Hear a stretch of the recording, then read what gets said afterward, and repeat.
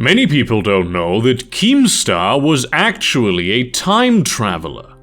Though it may seem like a paradox, which it certainly is, it is actually not very surprising that most people have never heard of this, as in this universe, the gift of perceiving different timelines is actually very rare, as the most ancient was not able to pass down his genes to the human species due to the Mandela effect, or as it is known in her original home universe, the Tutu effect.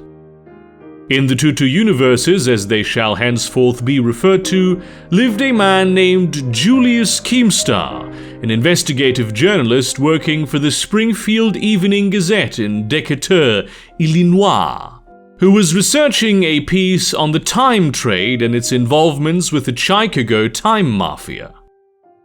Now, to avoid confusion for viewers in Mandela effect universes where the words time and time sound very similar, they represent distinct but related concepts. Thyme is an aromatic perennial evergreen herb in the mint family Lamiaceae, whereas time is the indefinite, continued progress of existence and events that occur in succession from the past, through the present, into the future. But the reason why the two sound the same is actually relevant. In Tutu universes, time has a different name, as it is named after a color that has been purged from Mandela universes because it was causing too many issues, to the extent that not even its name can be heard in those universes. Or maybe the color was named after the herb, nobody knows for certain. You know, like oranges. The properties of this color allowed for travel through time, which is why the words sound so similar in Mandela universes, and the time mafia was hoarding time so they could have control over time in order to control the time industry. And before you folks in Tutu universes feel sad that people in Mandela universes cannot see the color time, you don't have pistachio ice cream, so I think it's a fair deal, to be honest. Of course, you've already forgotten what I just said because in your continuity, pistachio ice cream cannot even be conceptualized.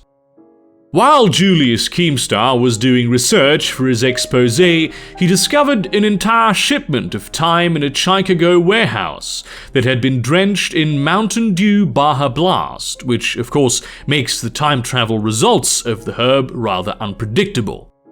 To discover who was behind this clear act of sabotage, he found in the land registry that the warehouse was owned by Peter Piccolo Pietro Johnson of the reverse Italian mob, which was muscling in on the market through a logical non sequitur in the supply chain.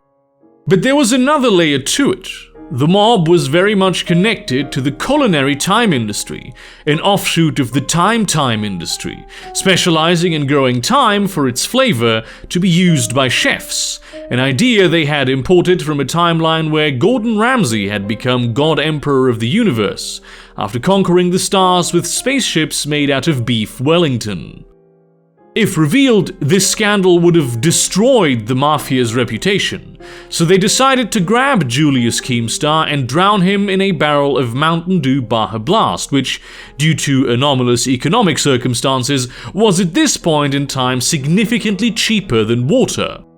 However, this particular barrel of Baja Blast had at an earlier point contained a significant amount of time, not as an act of sabotage by the mob, but simply because narrative symmetry asserted itself only halfway. So Julius Keemstar was set not only back in time, but also split into two distinct persons, one of whom came to define large parts of several universes.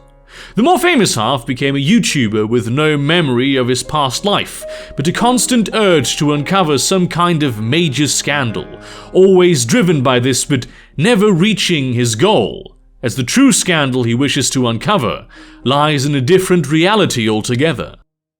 The other half landed in the past, in a village called Rome, where he adopted the name Julius Caesar and became a politician. Not much is known about him except that he took with him the original Julius Keemstar's ability to use layer styles in Photoshop to create contrast for the text in his YouTube video thumbnails, Seriously, it's not that hard. You just right click, go to layer styles, tick the box that says stroke, and you're basically done, unless you want to fine tune it some. Thank you very much for being with us again to learn an important fact about the world, and we will see you again soon enough.